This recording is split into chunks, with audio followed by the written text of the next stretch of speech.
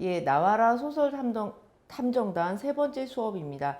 이제 소설을 본격적으로 쓰는 시간인데요. 저는 이제 이 수업을 맡은 소설가 김나정이라고 합니다. 어, 자, 이제 소설가가 이제 어떤 식으로 이제 작업을 하는지, 일을 하는지 그 단계별로 조금 알아두시면 좋겠습니다. 맨 처음에는 구상을 합니다. 내가 어떤 이야기를 쓸 건지, 막 소재를 모으고, 그 다음에 막 상상력을 펼쳐보고, 그런 단계가 이제 구상입니다. 아이디어를 이제 이렇게 탁 잡아내는 단계? 그런 다음에 뭐 인물을 누굴 쓸까? 이런 것들을 이제 막 이렇게 이렇게 약간 구름을 이렇게 만들어가는 거예요. 머릿속으로 뭉게뭉게. 그다음에 조사라는 건 이제 이 글을 쓰기 위해서 여러 가지 필요한 조사들이 있습니다. 어떤 공간이 나오면 이제 그 공간에 뭐가 있을까? 그다음에 어떤 인물이 있다면 이 인물이 어떤 인물일까? 뭐 어디서 태어났을까? 그다음에 어떤 사람일까? 이런 것들도 이제 사실은 조사 내용이고요. 역사 소설 같은 경우에는 역사적 사실에 대한 조사가 필요하겠죠. 그래서 사실 소설 쓸 때 굉장히 조사 작업이 탄탄할수록 글이 굉장히 좋아집니다. 사실은 좋은 작품들은 쓰기 전에 결정되어 있다라는 말도 있어요. 막 지도도 막 그려보고 막 이래요. 소설이 이제 벌어지는 그 공간을 잘 작가가 파악하기 위해서 이제 지도를 그려보기도 합니다. 자, 이 정도 이제 이렇게 구름을 만들고 그 다음에 이걸 채워놓을 조사 내용을 이제 만들었다면 그 다음 단계는 이제 뼈대를 좀 만들어 보는 겁니다. 이제 얼개를 잡는 거죠. 잠깐만 이 소설을 시작 부분은 어떻게 하고 대충 이런 식으로 전개돼서 이렇게 끝났으면 좋겠다라는 것을 이제 뼈대를 만든다라고 이야기를 합니다. 이거는 근데 사실 어떤 작가들은 첫 줄만 쓰고 그거에 이어 붙여가지고 그냥 쭉 쓰는 작가들도 있어요. 어, 그 어떤 이제 구성을 치밀하게 짜지 않고. 근데 어떤 작가들은 또 이제 구성을 촘촘하게 해놔야지만 글이 다른 방향으로 빠지지 않기 때문에 얼개를 이제 촘촘히 잡아놓는 경우도 있습니다. 사람마다 좀 다르기는 한데요. 보통 장편 소설 같은 경우에는 구상을 해놓습니다. 안 그러면 정말 엉뚱한 이야기가 있고 나중에는 되돌릴 수 없는 정말 많이 써놨는데 되돌릴 수 없는 단계까지 가는 경우가 있습니다.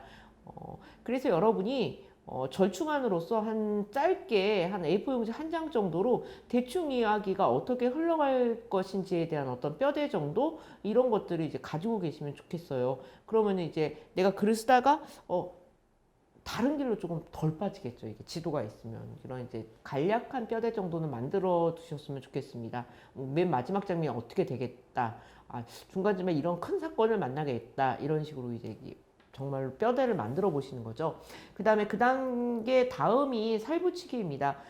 이제 이 줄거리라는 뼈대에다가 다양한 장면을 넣는다든지 그 다음에 인물을 형상화시킨다든지 플롯을 자세하게 짠다든지 이런 것이 이제 살붙이기의 단계입니다. 그리고 이제 피돌리기는 쓰는 거죠. 이제 다 만들어놨으니까 이제 얘가 살아나게 하기 위해서 우리가 글을 써야겠죠. 그 다음에 숨 불어넣기는 작가의 독특한 스타일이 있습니다. 작가의 개성이라든지 그 다음에 상징과 비유 같은 것들로 더 생생하게 만들어두는 것을 이제 숨 불어넣기라고 얘기를 합니다. 그 다음에 이제 초고를 막 쓰는 것이죠. 그 다음에 수정하는 단계가 있습니다. 그래서 이 피돌리기의 이제 쓰기 단계 같은 경우에는 전체를 다 쓰는 게 아니고 부분을 쓰는 것이에요. 그리고 이제 초고는 전체를 다 꿰서 통으로 쓰는 것을 말하는 것입니다. 붙이는 단계일 수도 있겠죠. 조금씩 쓴 것을. 그래서 이런 단계를 거치곤 합니다. 사실은 이게 막 엉켜 있기도 해요. 조사 작업을 어느 정도 해놓고 다 완벽하게 하지는 않고 쓰다가 또 조사를 또 보충 조사를 하기도 하고 그 다음에 스타일이나 상징과 비율을 그 무엇보다도 되게 중요하게 여기는 작가들 같은 경우는 그게 앞부분으로 올라갑니다. 그래서 대충 이런 과정을 이제 보통 겪고 받고 그다음에 이제 다양한 이제 중간중간에 이제 다른 변화가 있을 수 있다라는 것 이것이 이제 소설가의 작업 방식이고요. 자, 여러분이 소설을 쓰실 때 맨 처음에 판을 까셔야 됩니다. 사람이 뭔가 놀면 밑에 이제 놀려면 판을 깔아야겠죠. 그래서 소설의 판이라는 것은 여러분이 이제 소설의 구성 3요소라고 부르는 아이들이 이제 소설의 판입니다. 그래서 어떻게 놀려면 이제 시간이 있어야겠죠. 이거 언제 일어난 일이지? 어느 때 이야기지? 그 다음에 어디서 일어난 이야기일까? 누구 이야기일까? 이 세 가지가 사실은 소설을 구성하는 이제 판입니다. 가장 이제 중요한 바탕이 되는 것들이죠. 그래서 소설이라는 것은 어떤 특정한 시공간 속에서 어떤 인물에 의해서 어떻게 사건이 일어났는가의 이야기입니다. 조선시대에 남원고을에 춘향이가 이몽룡을 만나서 사랑에 빠졌다. 이게 보시면 소설이죠.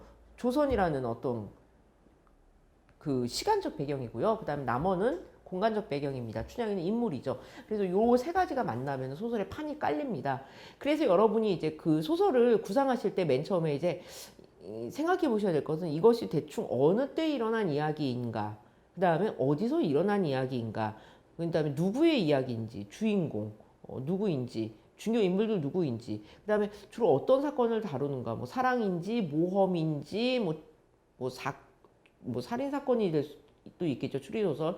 그 다음에 무협, 뭐 복수, 뭐 여러 가지가 있습니다. 그래서 주요하게 일어난 사건들이 무엇인지에 대해서 조금 머릿속에 이제 담아두시면 이제 소설의 판이 깔리는 것이죠. 자세하게 얘기하자면 이제 시간 배경입니다. 그래서 소설이 다룰 수 있는 시간의 배경은 상당히 다양합니다. 원시 시대도 가능해요. 뭐 성 캄브리아 시기라든지 삼엽종 활동 시기. 아직 이제 그런 소설이 쓰여진 예는 없습니다만 뭐 가능하겠죠. 빅뱅 때를 배경으로 한 소설도 있어요, 사실은. 우주가 막 생겨날 때 배경으로 한.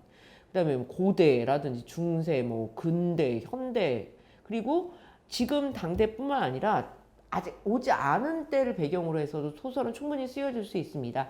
그래서 뭐 그것이 너무나 이제 먼 훗날이 아닐 경우에는 우리는 근미래라고 얘기합니다. 50년 안쪽 정도. 그다음에 먼 미래는 이거보다 뭐 300년 뒤라든지 몇천 년 뒤, 이렇게 이제 굉장히 먼 미래를 배경으로 할 수도 있습니다.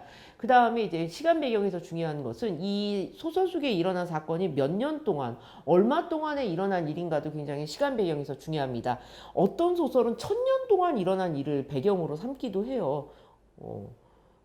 뭐 환생이 환생을 거듭해가지고 뭐 이런 얘기도 있죠. 근데 이제 어떤 소설은 4.5초, 소설 속에서 다루고 있는 시간이 4.5초인 경우도 있습니다. 성석재의 내 인생의 마지막 4.5초라는 소설은 어떤 깡패가 이제 막 불량한 사람이 막 이렇게 도망을 가다가 절벽에 이제 걸려요.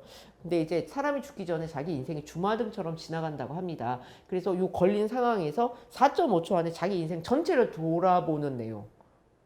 이것이 담겨 있는 이야기입니다. 굉장히 재미있는 시간이죠. 그 소설 속에서 실제의 시간은 4.5초인데 또 그 안에 담긴 이야기는 그 사람의 일생이라는 그런 굉장히 다양한 시간들이 이제 소설 속에 담길 수가 있습니다. 그다음에 낮과 밤도 있을 수 있고 계절도 있겠죠. 이것도 모두 시간 배경에 속합니다. 자, 공간 배경이라는 것은 이 이야기가 이제 어디서 벌어지느냐의 문제입니다. 그래서 여러분이 이야기를 이제 꾸미실 때 이 이야기에 적당한 공간이 어디인가 뭐 이런 것들을 관심을 가지시면 좋습니다. 그래서 여러분이 공간을 그려내실 때 중요한 것은 그 공간에 있을 법한 것들을 잘 묘사하는 것입니다. 사실 어떤 공간이 어떤 공간이냐고 정해주는 것은 그 안에 뭐가 채워져 있는지에 대한 문제입니다. 여러분 만약에 이제 2평짜리 어떤 방이 있어요. 근데 여기다 변기하고 세면대를 놓으면 화장실이 됩니다. 침대하고 탁자를 놓으면 침실이 되죠. 이제 싱크대하고 그다음에 식탁을 놓으면은 부엌이 됩니다. 그런 식으로 어떤 공간이 되게 특성 있게 그 공간답게 그려내는 방법은 그 공간에 있는 것들을 잘 그려주는 것입니다. 이를테면 여러분 이제 오락실을 이제 여러분이 이제 공간으로 삼아요. 그렇다면 오락실에 뭐가 있죠? 게임기가 있고, 그 다음에 동전 교환기가 있습니다. 그 다음에 뭐 인형 경품으로 주는 인형들이 이제 카운터에 놓여 있기도 하고요. 그 다음에 이제 음료수 자판기도 있고 노래방 기계도 있기도 합니다. 그 다음에 뭐 이상한 선풍기가 달려 있는 경우도 있고, 그 다음에 지나친 오락은 건강에 지능에 이롭습니다. 이런 엉뚱한 표가 붙어 있는 오락실도 있더라고요. 그래서 이 요소들을 다 묘사를 하거나 얘기를 해주면 다 쓰시면 안 돼요. 또 너무 길어지죠. 이런 이제 구성 요소들을 잘 그려주시면 거기가 이제 오락실로 만들어지는 것입니다. 그리고 이제 공간을 잘 만드는 방법 중에 하나는 지도를 직접 그려보는 것입니다. 이제 작가들이 정말 많이 쓰는 방법인데요. 그 이제 어떤 사건이 일어난 마을이 있습니다. 그러면은 여러분이 이제 도화지라든지 A4 용지 아니면 뭐 달력 뒷장에다가 실제로 그 마을을 그려보는 거예요. 아, 여기 농협이 있고, 그 다음에 여기 뭐 농협은 아시죠? 그 다음에 여기 뭐 이제 떡집이 있고, 그 다음에 여기 주인공의 집이 있고, 여기 과수원이 있고, 이런 식으로 지도를 정말로 실제로 그려보시는 거예요. 근데 우리가 어떤 발상을 하거나 생각을 떠올릴 때 직접 손으로 그려보는 게 굉장히 도움이 많이 된다고 합니다. 그래서 여러분이 한번 지도를 그려보시고서 상상해 보시는 거 좋아요. 그 반지의 제왕도 그런 식으로 이제 작가가 그림을 그렸다고 합니다. 그래서 한 세계가 이렇게 자기 눈에 다 들어오게 되죠. 그럼 더 글도 생생해집니다. 여기 뭐가 있는지 다 아니까 떡집 옆을 돌아서 농협 앞을 지나쳐가지고 집으로 가는 도중에 뭐 계집을 본다. 이런 식으로 여기 구성 요소를 알면 저 뭐지 소설을 쓰는 것도 소설 안의 내용도 되게 실감나고 생생하게 그려져요. 그다음 그림을 그려보는 것도 되게 좋습니다. 추리소설 같은 경우에 맨 앞장에 이제 그 방이 어떻게 배치되어 있는지에 대한 여러분이 이제 뭐 여기 사건이 벌어진 방 X 치고 옆에 뭐 무슨 누구의 방이 이렇게 그림이 그려져 있는 것도 보셨을 거예요. 그런 식으로 조금 이건 이제 독자의 이해를 돕는 방법이 되겠죠. 그래서 자꾸 공간을 그리실 때, 공간을 만드실 때는 손을 이용해 보시는 것이 좋습니다. 그 다음에 어떤 공간을 보여주실 때는 순서를 정해서 보여주는 게 좋아요. 이를테면은 제가 이제 어떤 방을 그린다면 전체를 먼저 보여줘요. 이 방의 전체적인 분위기를 보여주고 이제 제가 그리고 싶은 게 이제 탁자 위에 무엇이다 그러면은 전체 그리고 나서 점점 여기로 좁혀 들어가서 이 공간을 보여주는 것입니다. 그 다음에 공간을 보여준다고 얘기했을 때 우리가 이제 그냥 그 공간에 있는 여러 가지 것들을 그냥 나열하면 사실 그 공간이 잘 보이지 않습니다. 그때 이제 많이 쓰는 방법이 무엇이냐면 인물을 그 공간 안에 움직이게 하는 것입니다. 그래서 얘 눈에 비치는 것들을 그려가면 질서가 잡히겠죠. 흐름이라든지. 그래서 그 공간이 굉장히 잘 그려집니다. 자, 인물을 만드는 법이 굉장히 캐릭터는 정말로 글의 이제 핵심이라고 할 수 있습니다. 사실은 매력적인 인물을 잘 그리는 것만으로도 장편 소설 한 편이 완성됩니다. 자, 인물은 소설가들이 어떻게 만드냐면 주변 사람들의 특징을 모아서 만듭니다. 한 사람을 너무 집요하게 하면 약간 사이가 안 좋아질 수도 있고 좀 그렇죠. 그래서 주변 사람들이 여러 가지 특징들이 있습니다. 이런 것들을 마치 레고 블록을 짜맞추듯이 모아서 인물을 만드는 경우가 많습니다. 뭐 아버지의 뭐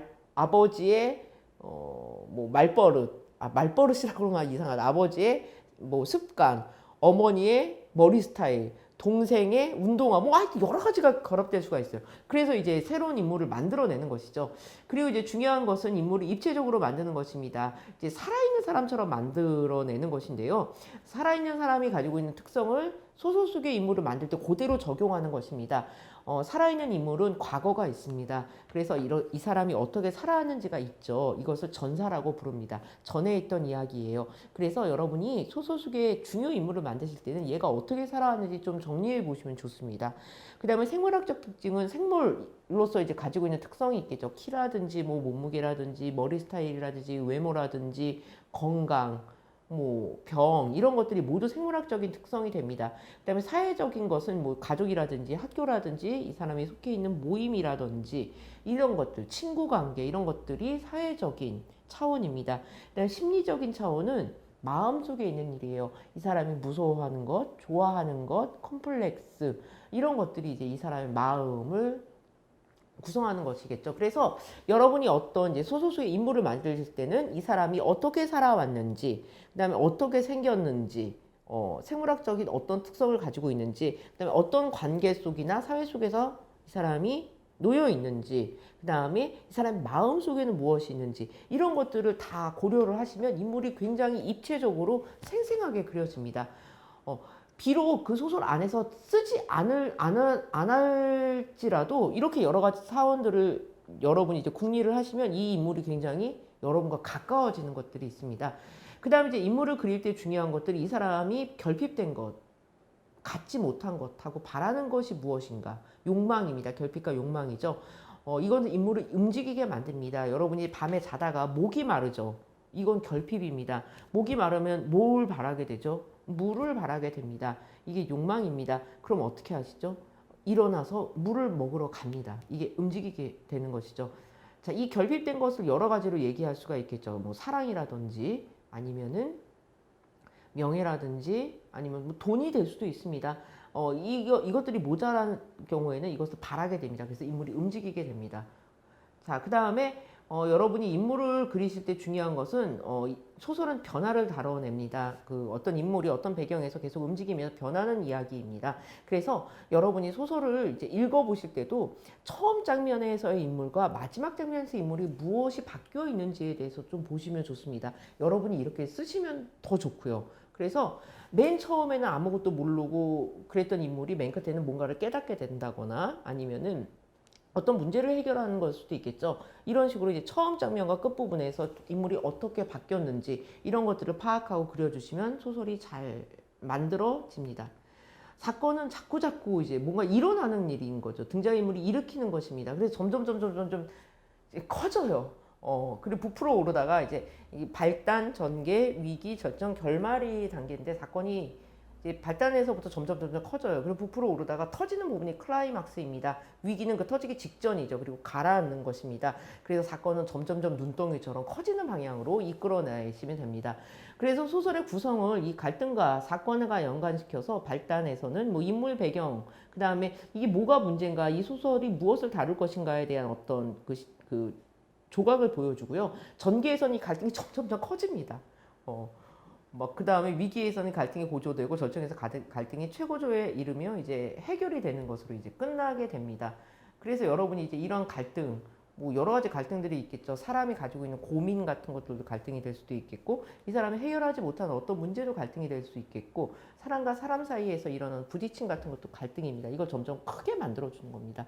그리고 아주 못된 적이 나타나요. 그럼 이 적이 점점 나쁜 짓을 하게 만들고, 얘가 점점점 그거 해결하기 어렵게 만들어주면 그것도 갈등이 점점 커지는 것이겠죠. 그 다음이 서사는 흥미진진하게 이제 풀어가시면 좋습니다. 그래서 무슨 일이 일어나느냐의 문제예요. 그래서 이제 인물이 어떤 일을 겪고 그 다음에 그 일을 겪을 때 인물의 마음속에서 어떤 일이 벌어지는지에 대해서 이제 순서대로 이제 어떤 차례를 가지고서 쭉 쓰는 것을 서사라고 합니다. 근데 여러분 이제 서사를 하실 때 중요한 점은 보통 앞부분에 씨를 뿌려놔요. 복선을 깔아둡니다. 그리고 나중에 이제 거두는 방식으로 이야기가 많이 전개가 됩니다. 그럼 이제 딱 맞물린다라는 느낌을 주죠. 그 다음에 여러분 그 수업 시간에 많이 들어보셨을 거예요. 순행 구성이라는 것이 있습니다. 아까 이제 스토리와 같이 시간 순서대로 전개되는 것입니다. 그 다음에 역순행은 뭐 잘 아시죠? 현재도 나오고 과거로 왔다 갔다 거리는 것입니다. 그 다음에 무도회 수첩식 구성도 있습니다. 여러 인물들을 데리고 오는 거예요. 무도회에서 누구랑 춤출까 이렇게 이름 써놓고서 하나씩 지어가는 이런 게 있거든요. 그래서 굉장히 다양한 인물들을 데리고 와가지고 이야기를 꾸려가는 방법도 있고요. 그 다음에 옴니버스식 구성도 있습니다. 각각 별개의 그런 짤막한 이야기들을 하나의 이제 틀로 묶어두는 것입니다. 데카메론이라는 작품은 이제 이탈리아 사람들이 이제 흑사병을 피해서 어떤 그 성에 들어가요. 그래가지고 자기가 아는 얘기들을 막 해주는 거예요. 근데 이 사람들이 아는 얘기들 각각은 다 별개의 얘기지만 밖에 이제 흑사병을 피해서 도망친 사람들이 모여 있어서 뭔가 얘기를 한다라는 것은 전체의 큰 바구니 같은 것이죠. 뭐 이런 식의 구성도 가능합니다. 그다음 묘사는 이제 독자에게 생생하게 현실감을 전달해 주는 것입니다. 아까 이제 그 서사 같은 경우에 뭐가 막 자꾸 일어나서 동사에 가깝다면 묘사는 형용사입니다. 이게 어떻게 생겼다. 백설공주는 얼굴이 하얗고 그 다음에 머리가 까맣다. 입술은 빨갛다. 이런 게 뭐예요? 형용사죠. 모습이 어땠는지 드러내는 것입니다. 이런 묘사를 이제 되게 잘 하시면 글이 또 잘 살아납니다. 그래서 이런 이제 묘사를 하실 때 여러분이 이제 오감을 사용하시면 굉장히 생생하게 드러납니다. 이를테면 이제 마트를 여러분이 이제 그린다고 하면 오감이면 마트에서 들리는 소리가 있습니다. 노랫소리 있죠. 마트 주제가 있습니다. 그다음에 카트가 덜컹덜컹 거리는 소리도 이제 철컹철컹 거리는 소리, 바코드 찍는 소리가 있습니다. 그다음에 마트에 미각이 있죠. 여러분 아마 시식해 보셨을 겁니다. 그렇죠. 이렇게 사람들이 이쑤시개 들고 이제 막 이렇게 소고기 앞에서 이제 기다리고 있죠. 그때 이제 그 시식하는 음식의 맛, 청각, 그 다음에 미각, 그 다음에 촉각도 있어요. 맛의 느낌 같은 것들, 바닥에 손을 댔을 때 어떤 느낌이 날까. 그 다음에 눈에 보이는 것도 굉장히 많습니다. 마트에서 보이는 것들. 그 다음에 후각 뭐 이런 것들을 사용하면 입체적으로 그 공간이 굉장히 잘 드러납니다. 그래서 여러분이 어떤 공간에 들어가셨으면 이 공간에 들리는 소리가 뭘까, 맡을 수 있는 냄새는 무엇일까, 그 다음 촉감은 어떤 걸까, 들리는 소리는 무엇일까, 이런 것들을 생각하시면 그 공간이 잘 그려져요. 여러분이 지금 계신 교실이나 여러분의 방도 이렇게 묘사해 보시면 생생하게 그 공간이 살아납니다. 그리고 서술은 설명해 주는 거예요. 말해 주는 거예요. 이 사람은 어쩌다가 이렇게 되었나요? 뭐 이러면서 이것을 대해서 이제 시시콜콜 얘기해 주는 것입니다. 그 다음에 소설에서 중요한 정보들을 제공해 주는 것입니다. 이 사건의 배경이 된 것은 40년 전에 일어났던 어떤 젊은이의 나비에 대한 뭐 애정에 대해서 비롯된 것이다. 막 이러면서 정보를 막 제공해 주는 거예요. 이 아이가 풀려나가기 위해서 중요한 정보들. 그래서 이런 서술을 통칭해서 이제 말하기라고 합니다. 말해 주는 거죠. 이 등장인물은 뭘 너무너무 좋아하면서 옛날부터 뭘 좋아하고 이것도 다 말하는 것입니다. 아까 이제 묘사는 그려주는 것이고 이 서술은 말해주는 것입니다. 그리고 이제 어떤 사건의 원인이라든지 그 다음에 어떤 사건이 어떻게 벌어졌는지 압축해서 보여주기 때문에 굉장히 정보를 효율적으로 전달해 줄 수 있는 장점이 있습니다. 그래서 여러분이 막 묘사를만 너무 많이 하면 그림을 막 너무 그리는데 이게 어떤 의미가 있는지는 잘 안 드러나는 경우가 있어요. 그리고 모두 다 묘사해버리면 너무 시시콜콜한 디테일까지 다 그려내게 됩니다. 그렇기 때문에 여러분이 적절하게 이제 요약해주고 축약해주고 설명해주고 정보를 제공하는 서술을 적절히 사용해주면은 이야기가 굉장히 간략하고 짤막하게 잘 진행이 되는 효과가 있습니다. 대화도 중요합니다. 소설의 이제 세 가지 요소 중에 이제 서술 방식 중에 이제 대화는 이야기입니다. 말이죠. 그래서 이 말을 통해서 인물의 특성을 알려주기도 합니다. 그 사람이 어떤 말을 사용하는지가 그 사람을 보여주는 경우가 많습니다. 그리고 또 이제 대화는 어떤 사람과 어떤 사람이 주고받는 것이죠. 야, 너 뭐 좀 해봐. 아, 몰라. 아, 몰라. 이렇게 하면 좀 약간 심드렁하거나 뚜악한 관계가 좀 보이기도 하고 물론 맥락에 따라 달라지기도 합니다만은 이렇게 굉장히 다정한 대화를 나누는 경우도 있고 그러면 이게 두 사람의 관계가 보이죠. 그 다음에 이 사람은 이 얘기하는데 내 머리핀 어때? 그러면 창밖에 비가 오는군. 그럼 이제 서로 대화가 전혀 안 통한다는 것입니다. 관계가 별로 없다는 것이죠. 아니면 일부러 무시한다든지 그런 식으로 대화는 어떤 인물들의 관계를 보여주기에도 굉장히 효과적입니다. 그 다음에 갈등이 섞인 대화는 사건을 진척시켜줍니다. 저리 가, 싫어, 저리 가, 뭐 이러면서 난 차라리 나가서 뭘 할 거야. 막 그러면서 둘이 옥신각신 싸우는 대화를 통해서 갈등을 막 진전시키기도 합니다. 그래서 사건을 진전시켜주기도 하고요. 독백은 혼잣말입니다. 인물의 내면 심리를 드러내줍니다. 그래서 대화를 쓸 때 유념하실 점은 그 사람이 할 법한 그 사람에게 맞는 대화가 있어요. 어린아이, 이를테면 이제 어린이집 다닌 아이가 나의 상념의 끝은 어디인지 나의 존재를 다 걸고 얘기하겠어 이런 말 하지 않습니다. 그래서 그 사람이 할 법한 이야기, 그 다음에 그 사람의 특성, 이를테면 그 사람은 성격이 굉장히 급해요. 그럼 말이 굉장히 빨라집니다. 그 다음에 약간 고민이 많고 뭔가 이제 머뭇거리는 성격이면 말에 말줄임표, 글쎄 뭐 이런 것들이 드러납니다. 그래서 그 사람이 할 법한 그 사람의 특성이 드러나는 대화를 간결하게 하실수록 여러분이 소설에서 대화의 맛을 살릴 수가 있습니다.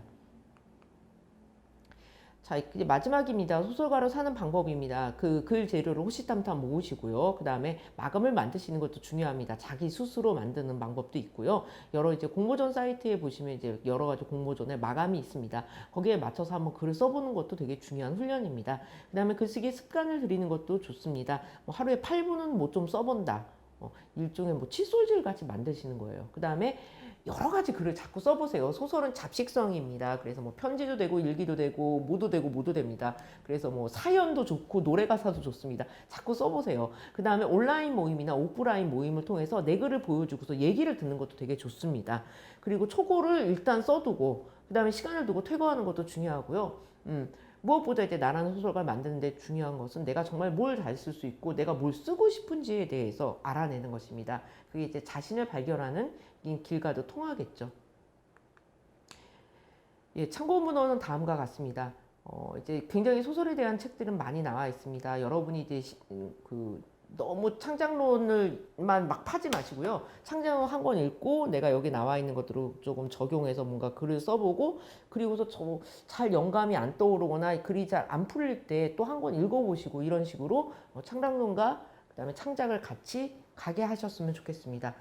예, 이것으로 이제 소설 수업을 마치겠고요. 여러분이 꼭 이제 수업이 끝나고 나서 이면지라든지 종이, 공책 이런 것에 여러분의 소설을 시작하셨으면 좋겠습니다. 감사합니다.